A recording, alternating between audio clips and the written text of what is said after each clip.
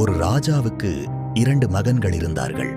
ஒரு நாள் அவர் இருவரையும் அழைத்து, இதோ 500 ரூபாய், இதை பிரயோஜனமாக பயன்படுத்துங்கள் என்று இருவரையும் அனுப்பிவிட்டார்.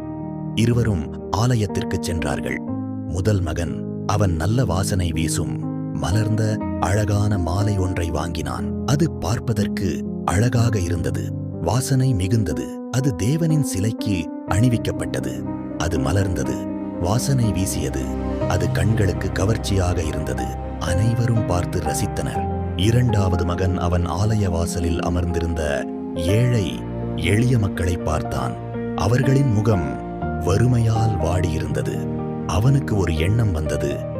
இந்த 500 ரூபாய் ஒரு மாலையாக வாங்கி அலங்கரிக்காமல் ஒருவரின் வாழ்க்கையில் நம்பிக்கையை மலரச் செய்யலாம்.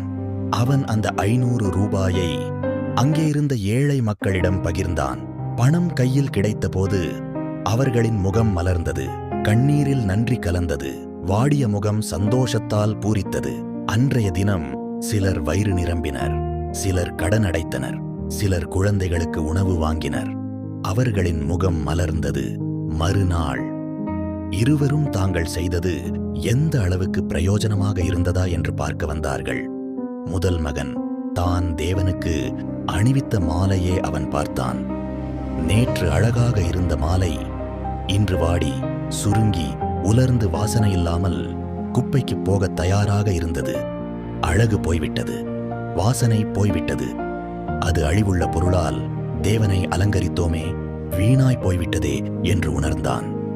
இரண்டாவது மகன் அவன் ஆலயத்தின் வாசலுக்குச் சென்று தன்னால் உதவி பெற்ற அந்த எளியவர்களை பார்க்க சென்றான். அங்கே இருந்த மக்களின் முகம் பெற்றுக்கொண்ட இரக்கத்தின் மித்தமாக மலர்ந்தது. அவர்கள் கண்களில் நன்றி கண்ணீர் தெரிந்தது. நீங்கள் செய்த உதவி எங்களை காப்பாற்றியது என்று சொன்னார்கள். அவர்கள் தலைமுறைகளை வாழ்த்தினார்கள். அவன் புரிந்து கொண்டான், மலர் அலங்காரம் சில நிமிடங்கள் மட்டுமே, ஆனால் அன்பு வாழ்நாளை மாற்றும். அன்று ஆலயத்தில் அணிவித்த மாலையின் வாசனை இன்று இல்லை. ஆனால் ஆலயத்தின் வாசலில் காட்டிய அன்பு எனும் இரக்கத்தினால்தான் தேவன் மகிழ்ந்தார். நம் வாழ்க்கை அலங்கார வாசனையா அல்லது அன்பின் வாசனையா?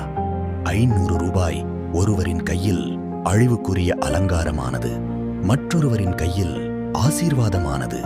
இறுதி நாள் ராஜாவின் தீர்ப்பு. 2 மகன்களும் ராஜாவிடம் திரும்பி வந்தார்கள். ராஜா முதலில் முதல் மகனை கேட்டார், நீ செய்தது என்ன பயன் கொடுத்தது? அவன் அமைதியாக இருந்தான். அப்பா, மாலை அழகாக இருந்தது, ஆனால் அது வாசனையை இழந்து வாடிவிட்டது. பிறகு ராஜா இரண்டாவது மகனை நோக்கி, நீ செய்தது? அவன் பதிலளித்தான், அப்பா, சில முகங்கள் மலர்ந்தது, சில வீடுகள் சாப்பிட்டது, சில கண்கள் நன்றி கண்ணீர் சிந்தியது. ராஜா எழுந்து நின்றார். அவர் இரண்டாவது மகனை அணைத்தார். மகனே, நீ பணத்தை செலவு செய்யவில்லை, நீ என் இருதயத்தை புரிந்து கொண்டாய். நீதிமொழிகள் 21:3. நீதியையும் நியாயத்தையும் செய்வது பலியினும் கர்த்தருக்கு பிரியமானது. மத்தேயு 25:40. சிறியவர்களில் ஒருவருக்குச் செய்ததை எனக்கே செய்தீர்கள். மலர்கள் வாடும் அழியும், ஆனால் அன்பினால் உண்டாகும் இரக்கம் வாடாது அழியாது. அழகு மங்கும், ஆனால் அன்பு நிலைக்கும். இன்று இயேசு ராஜா நம்மிடம் அதையே கேட்கிறார். நீங்கள் என்னை அலங்கரிக்கிறீர்களா அல்லது என் ஜனங்களை ஆசீர்வதிக்கிறீர்களா? அலங்காரம் சில நிமிடங்கள் அழிவுக்குரிய அலங்காரத்தினால் கவரும், ஆனால் அன்பினால் பிறக்கும் இரக்கம் பலரின் வாழ்க்கையை அன்பினாலும் சந்தோஷத்தினாலும் மாற்றும்.